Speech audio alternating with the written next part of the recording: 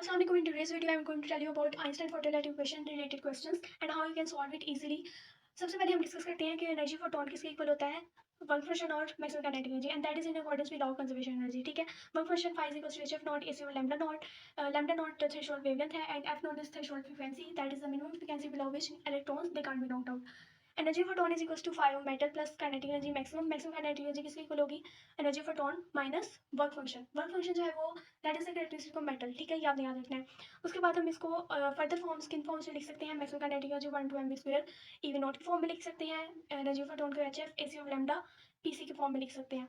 ठीक है, पी यहाँ पे मोमेंटम है और जो वर्क फंक्शन है उसको हम एच एफ नॉट एसी और लैम्डा नॉट की फॉर्म में लिख सकते हैं. अब आ जाते हैं ट्रिक पे. ठीक है, ट्रिक यही है कि जो मैक्सिमम काइनेटिक एनर्जी इनकी सारी फॉर्म्स हैं, इनका एनर्जी फॉर टोन की सारी फॉर्म के साथ डायरेक्ट रिलेशन है and as you can see कि यहाँ पे नेगेटिव साइन है. इसका मतलब मैक्सिमम काइनेटिक एनर्जी की जितनी भी फॉर्म्स हैं उनका वर्क फंक्शन की जितनी भी फॉर्म्स हैं उनके साथ इन्वर्स रिलेशन है and this is due to the negative sign.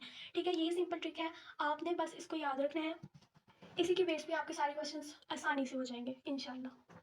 याद रहे, work function minimum binding energy है जो इलेक्ट्रॉन को चाहिए होती है to escape from a particular metal surface. अच्छा, kinetic energy is inversely proportional to work function. ठीक है, E V naught is inversely proportional to five and V naught is inversely proportional to five. ठीक है, लेकिन अभी हमने पढ़ा कि इनवर्सली प्रोपोर्शनल के भी रिलेशन हैं, वो भी आप देख लें.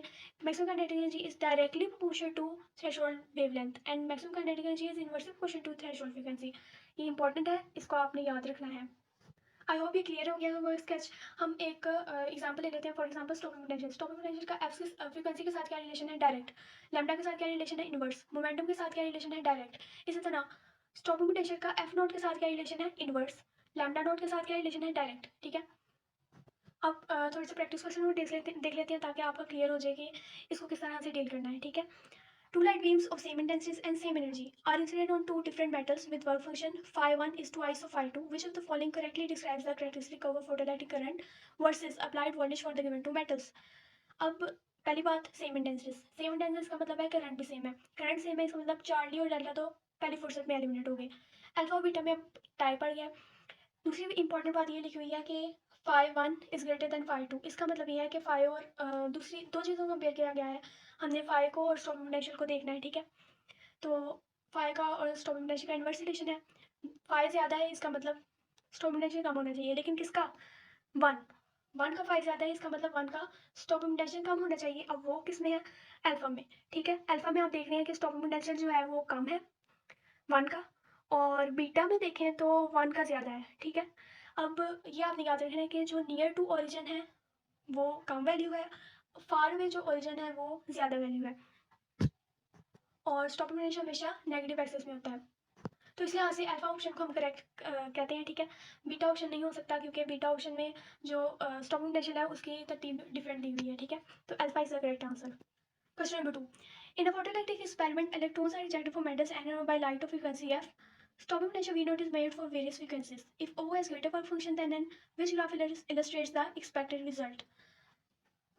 इसमें V naught और F को कंपेयर किया गया है. ठीक है, मेन बात यही है कि ओ का वर्क फंक्शन ज़्यादा है एन से, इसका मतलब स्टॉपिंग पोटेंशियल ओ का कम होना चाहिए. ठीक है, अब इसको हम ये ग्राफ है, इनको आपने किस तरह से करना है.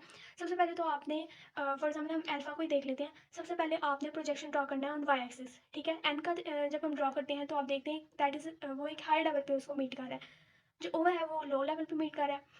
अब हमने देखा कि ओ का वर्क फंक्शन ज़्यादा है, इसका मतलब ओ की फ्रिक्वेंसी भी ज़्यादा है, तो उसका स्टॉपिंग पोटेंशियल कम होना चाहिए, और यहाँ पे कम ही आ रहा है. एन का ज़्यादा आ रहा है, ओ का कम आ रहा है, इसका मतलब ये करेक्ट ऑप्शन है. ठीक है, और बीटा और चार्ली नहीं हो सकता. जो डेल्टा है वो कम्प्लीटली ऑपोजिट है अल्फा के. वो किस तरह, इसमें भी आप चेक कर सकते हैं. प्रोजेक्शन ड्रॉ करें ऑन बाई एक्सिस, ओ का ड्रॉ किया तो वो एक हाई लेवल पे जा रहा है. हाई लेवल पे जाना नहीं चाहिए क्योंकि ओ का स्टॉपिंग पोटेंशियल कम ही होना चाहिए. वो क्यों, क्योंकि फाई जो है वो ओ का ज़्यादा है, वर्क फंक्शन ज़्यादा है, स्टॉपिंग पोटेंशियल ओ का कम होना चाहिए. ठीक है, और एन का ज़्यादा होना चाहिए, लेकिन इधर एन का एक लो लेवल पे मीट कर रहा है, ओ का हाई लेवल पे मीट कर रहा है, इसका मतलब जो डी है वो ऑपोजिट है अल्फा का. ठीक है, इसका मतलब ये डी नहीं हो सकता है, बीटा और चार्ली भी नहीं हो सकता. करेक्ट ऑप्शन जो है वो हमारे पास alpha is the correct option. इसमें भी दो चीज़ों को ही कंपेयर किया गया था, स्टॉपिंग पोटेंशियल और वर्क फंक्शन. ठीक है, तो आप को ये क्वेश्चन नज़र आ रहा है, हाँ ठीक है. इसमें भी दोनों चीज़ों को कंपेयर किया गया था, वर्क फंक्शन और स्टॉपिंग पोटेंशियल को. ठीक है, Now, third question. A metal line is illuminated by visible photon and infrared radiation. Successfully, a stopping potential is made. The stopping potential is, अब हमने stopping potential का relation देना है with either energy या फिर frequency. Options डिस्कस कर लेते हैं. More with infrared light, more with visible light, equal in both cases. में A और B. स्टॉपिंग पोटेंशियल का फ्रीक्वेंसी ऑफ फोटोन से डायरेक्ट रिलेशन है. अब इसमें आपको ये पता होना चाहिए कि विजिबल फोटोन और इंफ्रारेड रेडिएशन में से किसकी फ्रीक्वेंसी ज़्यादा है. विजिबल फोटोन की ज़्यादा है, उसकी एनर्जी भी ज़्यादा है, उसका मोमेंटम भी ज़्यादा है, लेकिन वेवलेंथ किसकी ज़्यादा होती है? इंफ्रारेड रेडिएशन की. ठीक है, इस तरह की चीज़ें आपने याद रखनी है ताकि आपको इन क्वेश्चन में ईजिली आप इनको कर सकें. ठीक है, तो फ्रीक्वेंसी जिसकी ज़्यादा होगी उसका स्टॉपिंग पोटेंशियल भी ज़्यादा होगा. एज यू नो कि फ्रीक्वेंसी विजिबल लाइट की ज़्यादा है तो स्टॉपिंग पोटेंशियल भी उसी का ज़्यादा होगा. ठीक है, so beta is the correct option. बस उसमें सारी की सारी मेन बात स्केच की है. आपने स्केच को अच्छे से याद कर लेना है, इसको अपने रजिस्टर्स में नोट डाउन कर लेना है और इसको ज़्यादा से ज़्यादा प्रैक्टिस करें. ठीक है, इसकी ताकि आपको इनसे रिलेटेड क्वेश्चन आप इजीली इनको सॉल्व कर सकें. ठीक है, आई होप कि इस वीडियो से आपको आइडिया हो गया होगा कि किस तरह से क्वेश्चन आ सकते हैं, किस तरह से हमने इसको सॉल्व करना है. ठीक है.